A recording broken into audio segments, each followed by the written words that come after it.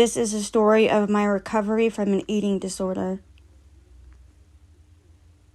July 2010 was when I went into treatment for the first time.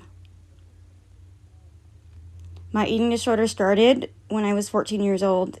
That is when I started experimenting with eating disorder behavior. People always called me cute and tiny, and I equated that with beauty and made tiny as my main identity, and I refused to put on weight and grow like a normal child should. This is me at 9 years old. I was always smaller than kids my age, and I thought that was something special. My senior year of high school, I was only 4'11" and 85 pounds, and I was known as Little Heather. In 2007, I was 80-something pounds, and I struggled with eating disorder and restricting into my adult years, which ended up landing me in the hospital because my potassium and my sodium had dropped too low, and I was anemic as well. It got bad once I turned 30, and I ended up seeking help.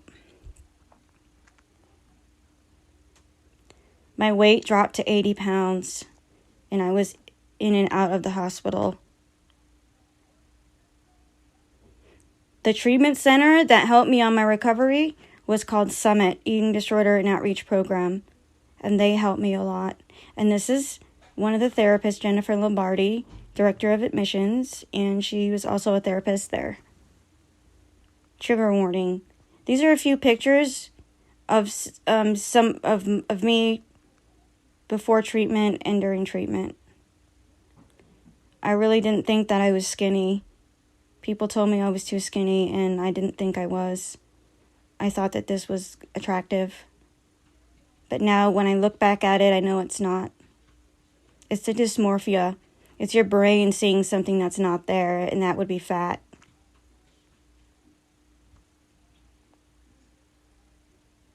As I said, I was in and out of the hospital, including psychiatric hospitals. I was forced to eat 3 full meals a day and 3 snacks in treatment, and it was really hard on my body. I started hating food even more.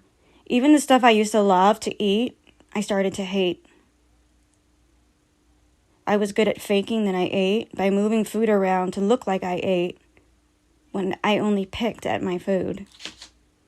The scale is a person's worst enemy when you have an eating disorder, but it feels like your friend at the same time. I was unable to get down 100% of my meals and was forced to drink Ensure, and food became my worst enemy. My body couldn't handle the food they forced me to eat, and I started throwing up after every meal, but not on purpose. I developed extreme anxiety during meal times, and they had threatened to put a feeding tube in, which made my anxiety skyrocket.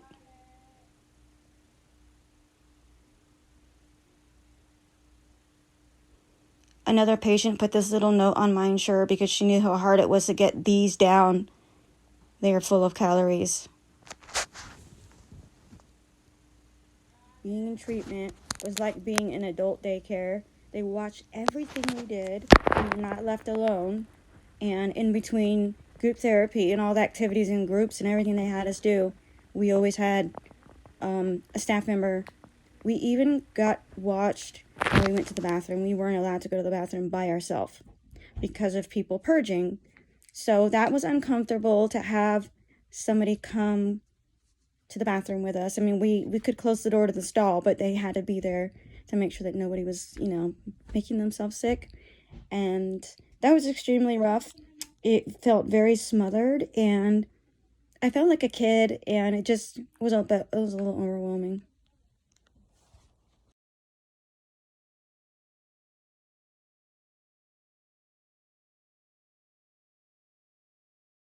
So I kind of wanted to say this personally, but recovery was extremely rough because my body could not handle the food when I tried to recover. I literally would get sick at every meal. It's called refeeding syndrome. Refeeding syndrome refers to the soldiers at war. When they came back from war, they were so famished and they were so malnourished from being at war that when they would try to eat again, their bodies wouldn't take the food. The bodies would reject the food. My stomach muscles became lazy and paralyzed from not being used enough, and so I can remember walking down the hall for every meal except for breakfast, because at breakfast I had nothing in my stomach. But I remember walking down the hall and dreading it. And I could smell the food, knowing what was coming, and it was torturous, and it was like being on Fear Factor. And someone puts a big bowl of buffalo balls in front of you and says, okay, now you got to eat that. And that is how I saw all of my food, even things that I loved. It was a really rough recovery, and I don't wish it on my worst enemy, but I did recover very slowly. This is the eating disorder recovery symbol, and this was me during my recovery after I had gained a little weight. I had to want recovery. Nobody could want it for me, and I had to work for it.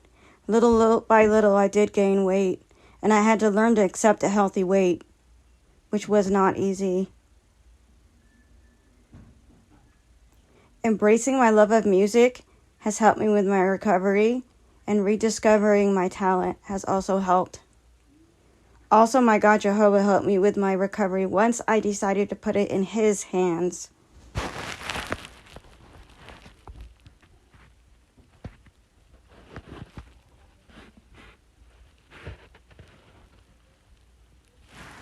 This is the eating disorder recovery symbol that I painted during my recovery. And this is me today. I am around 109, 110 pounds. Recovery is possible, and I improve. And there is help out there, and you're not alone.